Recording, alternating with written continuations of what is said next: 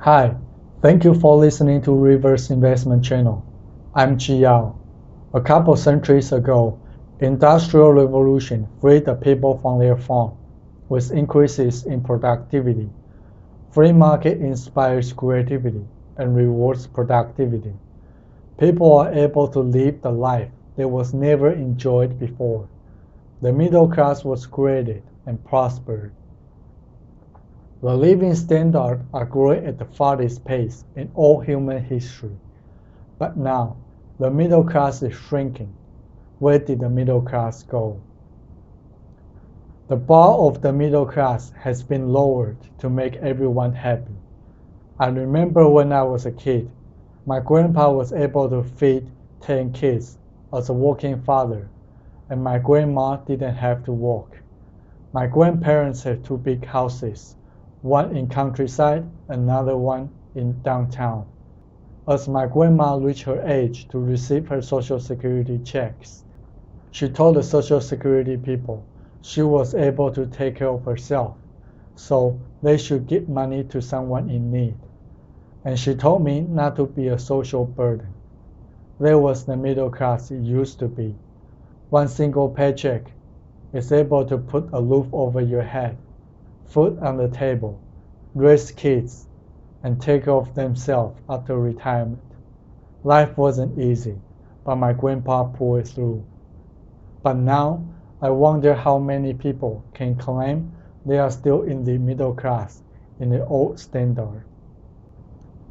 To understand why the middle class is disappearing, we must first know how resources are distributed within a society, and then have the picture of the supply and demand in the labor market.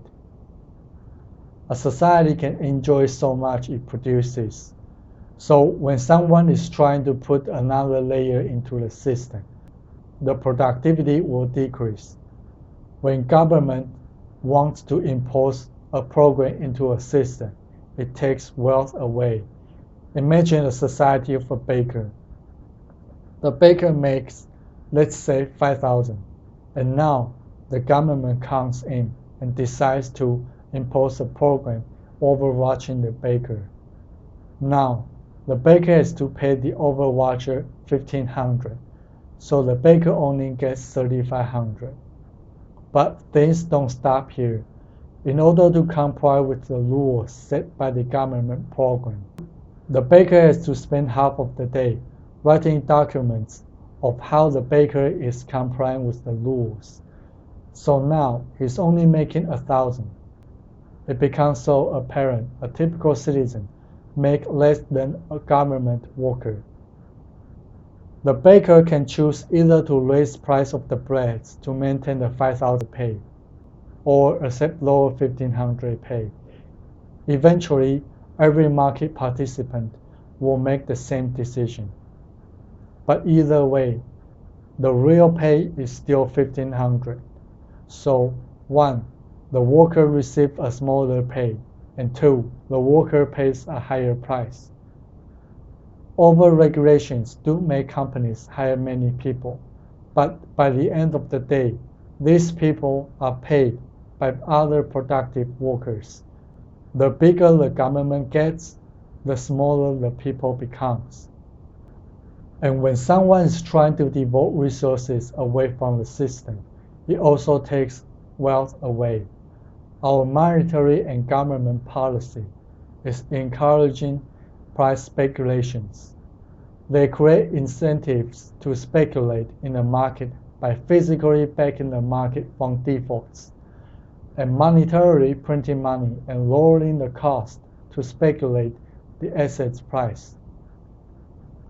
Not did they take resources away from productive workers, but also facilitate entire industries to build on the speculations. Fed on the price difference speculations, these government-created industries get to share the wealth created by the productive people. If a society has less productive capitals, people will end up with less wealth. Because of the speculation, people get punished by inflation. The cost of living has surged because of highly inflated assets price. The policies also destroys the incentive of being productive. Big companies are buying back their own shares or making mergers and acquisitions to create delusional growth with cheap money rather than invest on hard work to increase productivity. Overtaxation, regulation, and fiscal and monetary policy.